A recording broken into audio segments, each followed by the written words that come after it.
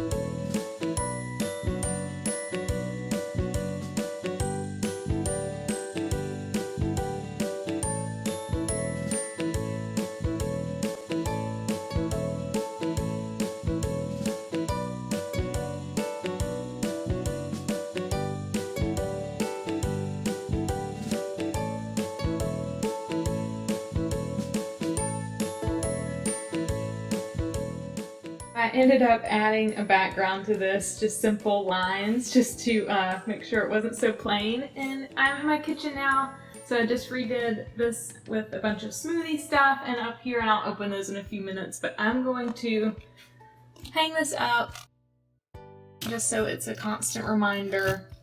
There is Velcro on there, so you can see there. I also want to show you what I did with the cabinet. So this is all my smoothie making random stuff, and down here is my smoothie. This drawer is the other section with all my proteins and different mixers for smoothies and stuff. So I just didn't keep that all out in the open, but that's where I'm going to keep everything from now on.